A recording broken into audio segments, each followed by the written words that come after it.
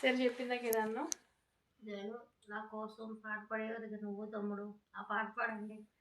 Okay, ఈ song మా mummy కోసం, మా మమ్మీ బర్త్డేకి పాడుతున్నా. చాలా డేస్ అయింది ఇది పాట కూడా, ఇప్పుడు పాడుతున్నా. ఓకే, ఈ పాట బాగా తిట్టుకుందండి బాబు. Yeah okay.